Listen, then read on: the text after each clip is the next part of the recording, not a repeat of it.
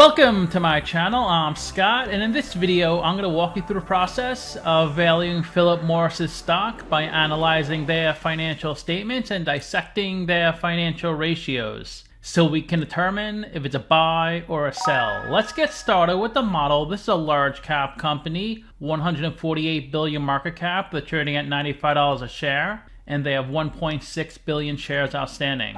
Let's look at their financials. The way you value a company is you estimate the free cash flows into the future, and then you discount those numbers back to today's value. That's what we're doing in this video, and free cash flow is cash flow from operations minus capital expenditures. 9.2 billion in 2020, then it blew up to 11.2 billion in 2021. It dropped to 9.7 billion in 2022, dropping again to 7.6 billion in the trailing 12 months. Net income is the profit or loss on the income statement. It's revenue minus expenses. That's pretty flat. 8.5 billion in 2020, 8.5 billion in the trailing 12 months. Revenue is the sales for the company, and that goes up each year from 28.7 billion to 34.3 billion. Philip Morris focuses on the international market, while Altria focuses on the US. And people smoke a lot more outside the US than inside the US.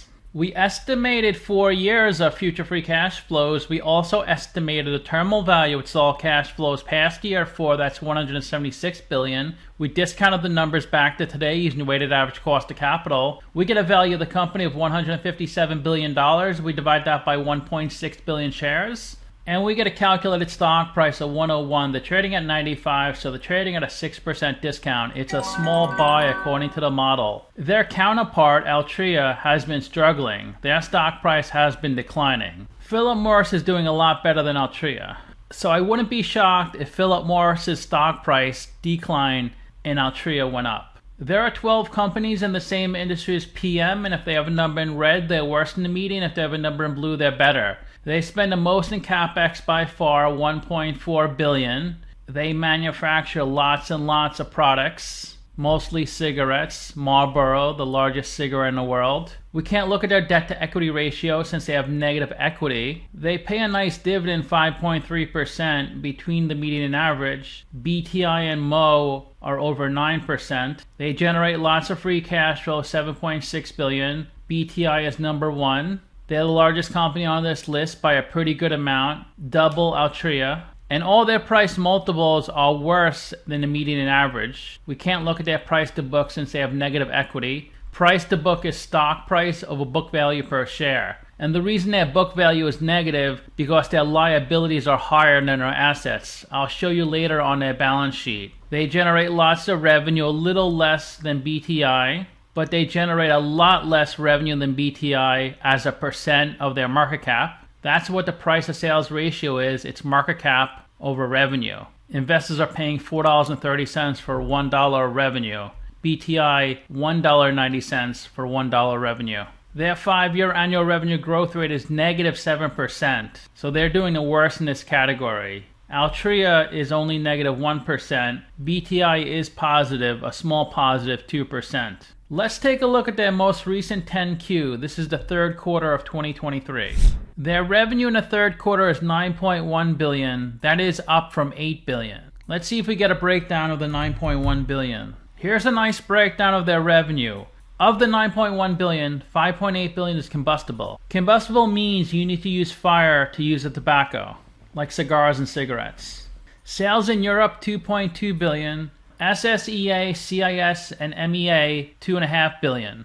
South and Southeast Asia, Commonwealth of Independent States, and Middle East and Africa. CIS is when the Soviet Union broke up, so it's Russia and some other countries around it.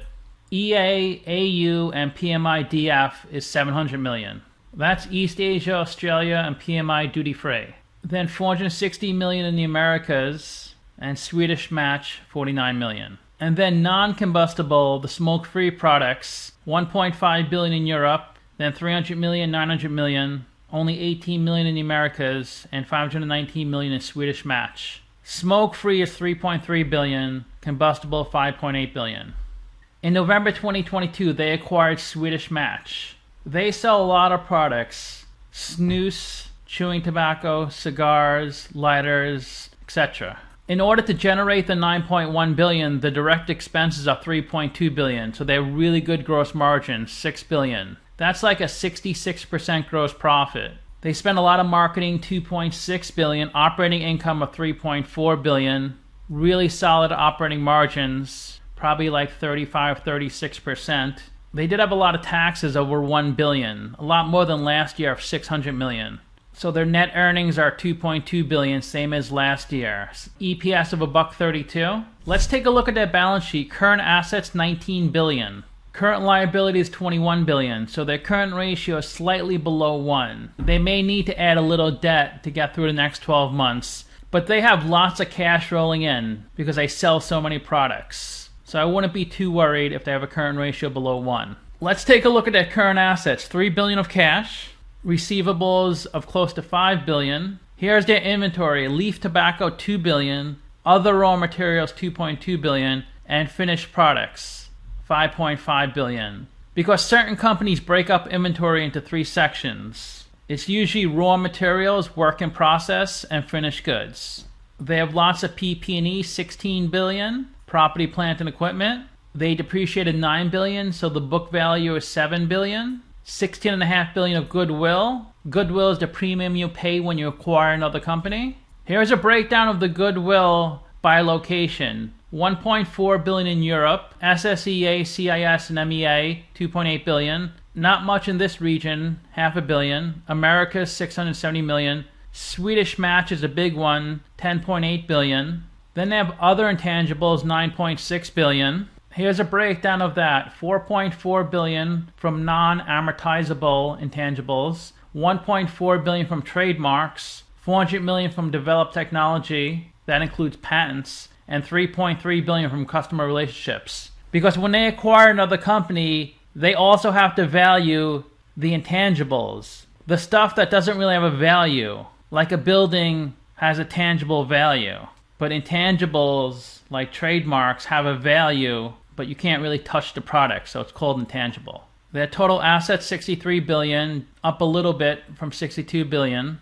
Their liabilities are up from 68 billion to 70 billion. Their biggest liability by far is long-term debt of 43 billion. Here's a breakdown of the long-term debt. 31 billion is US notes. The average interest rate is 4.4%. They're due in 2044, so lots of time. Then they have Euro notes, because they do a lot of business in Europe, 8.1 billion. Average interest rate is a lot better, under 2%. Swiss notes, under 300 million. They have a Euro credit facility. That's from their acquisition of Swedish Match, 5.8 billion. If you take their assets of 63 billion, and then you minus the liabilities of 70.6 billion, you get their equity, negative 7.7 billion. So they have negative equity. But I wouldn't worry too much, because the reason they have negative equity, similar to Boeing, they buy back so much common stock, 36 billion. If they didn't buy back all this stock, they would have nearly 30 billion of equity. Because you can see they're really profitable. They generated $34 billion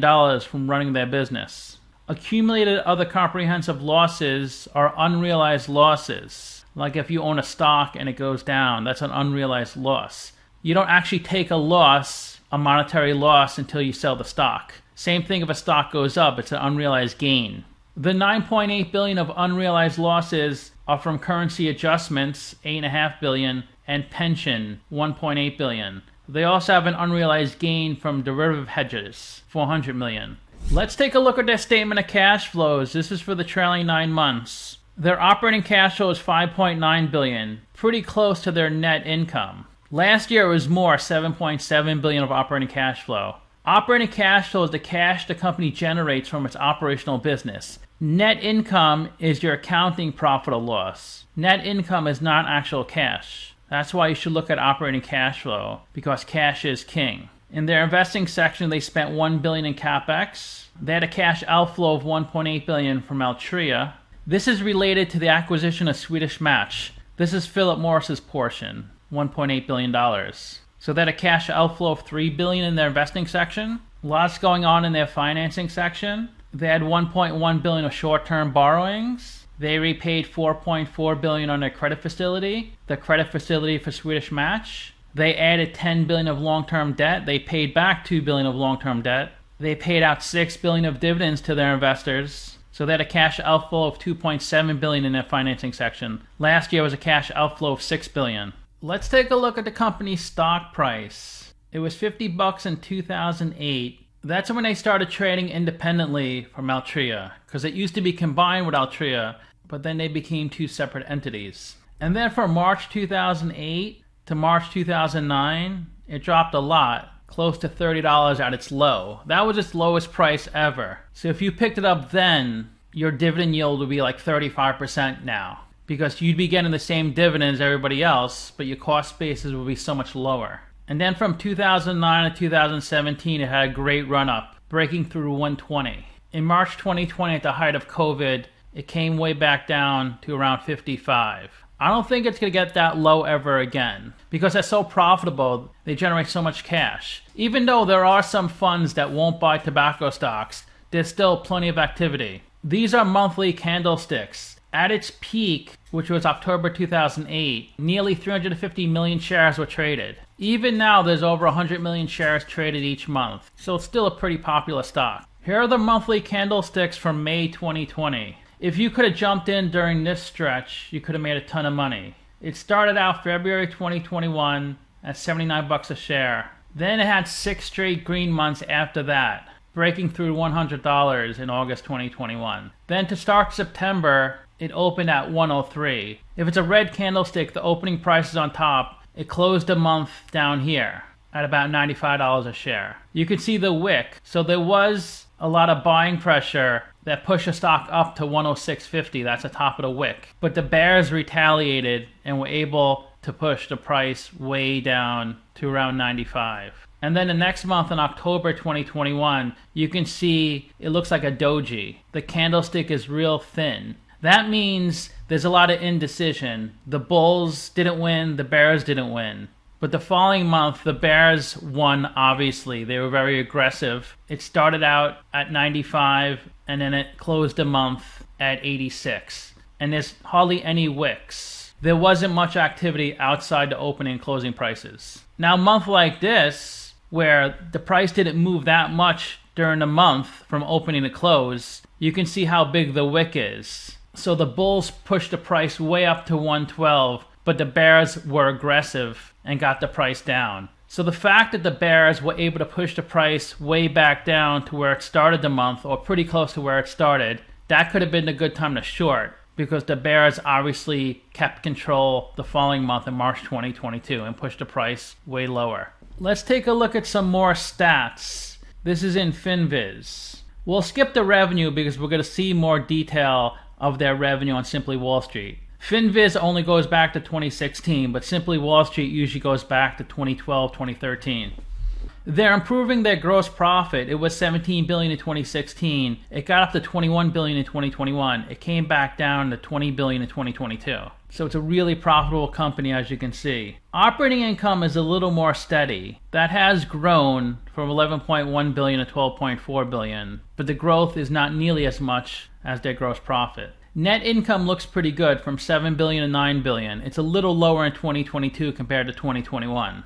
And they're getting more and more attractive as an investment. PE from 23 to 19. It was down to 16 in 2020. Price to sales is fairly steady, 5.3 in 2016, 5 in 2022. It got real low in 2018 to 3.5. Their margins are pretty steady, 65% in 2016, 64% in 2022. They had their best margins in 2021 at 68%. Shares outstanding are pretty flat year to year. You'd like to see them go down since they buy back so much stock, but they issue a lot of convertible securities to their employees or to their investors in the form of warrants, so that does increase the shares. So they buy back lots of stock to try to keep it flat. And you can see their market cap was highest in 2016. It dropped a lot in 2017, and it has gone up since then. But the stock does go up and down. You can see it went up in 2018, down in 2019. Then it went up 2 straight years, down in 2022. Let's take a look at the stock on Simply Wall Street. Its last price 95, 148 billion market cap, up 1% in the past week, down 8% in the past year. Let's see what they say about the company. PM operates as a tobacco company working to deliver a smoke-free future and evolving portfolio for the long term to include products outside of the tobacco and nicotine sector. If the US does approve cannabis on a federal level, then their stock will probably double or triple because they'll sell a lot of cannabis. Their portfolio consists of cigarettes and smoke-free products, including heat not burn, vapor, and oral nicotine products, under the brands IQOS and Zyn. Also consumer accessories such as lighters and matches. It also offers wellness and healthcare products. Incorporated in 1987, headquartered in Stamford, Connecticut. Simply Wall Street's price is $148. They say the stock is 36% undervalued. 18 analysts priced this stock at $108. They also say it's undervalued. Here's their revenue going back to 2013. It was $31.5 billion. Then it did go down over the next few years, down to $26 billion. It is increasing after that, up to $34.3 billion in 2023. A really positive revenue projection, $37 billion in 2024, $39 billion in 2025, and $41 billion in 2026. Because they focus on the international market, and smoking is growing internationally. Less and less people smoke each year in the US, but internationally it's still pretty strong. But they are trying to get into alternative products, like vaping and other products young people use. Here's their debt since 2013. It was $25 billion, and then it went up a little bit over the next decade or so, $27 billion in 2022, but the acquisition of Swedish Match brought it up to $48 billion. And their equity has been negative for a long time, which means their liabilities are higher than their assets. And this green line is their cash. So they don't keep that much cash on their balance sheet, at least relative to their debt. Only $3 billion currently. This blue line is their dividend yield. It was 4.5% in 2014. It peaked at 6.4% in March 2020 because the stock price came down. The forecast is 5.8% by 2026. These vertical columns are the dividend payments, the quarterly payments, and you could see they raise it pretty much every year or every 2 years. It was 94 cents per share in March 2014. It's currently at $1.30. The CEO's annual salary is $1.5 million, total compensation $16 million. Tenure as CEO is 2.7 years. This is not what you want to see. Lots of insider selling, no buying. About 170,000 shares have been sold in the past year. 79% of the company is held by institutions and 21% by the general public. Their biggest shareholder is Capital Research, 18%. This is one of the oldest and largest investment management companies in the US. They started in LA in 1932. Next is Vanguard, then BlackRock. T. Rowe Price 2%. JP Morgan 1.3%. Schwab 0.86%. Invesco 0.83%. Federated Hermes. This is an investment management company in Pittsburgh, Pennsylvania. They own 0.5%. Their employee count has been going down. You'd like to see a company's employees go up, not down. They had 91,000 in 2013. It bottomed out at 70,000 in 2021. At the end of 2022, 80,000. And the ticker trades in lots of places. The Deutsche Börse, Swiss, New York Stock Exchange, Zicha, London Stock Exchange, BATS Europe, EuroTLX, Wiener Bourse, Mexican Bolsa, Bulgaria, BATS Europe, and Sao Paulo Bolsa. So let me know what you think. Give the video a like, subscribe, or comment below. If you'd like to get a custom valuation or just support the channel, you can become a member by clicking the link in the description below. Thanks for watching.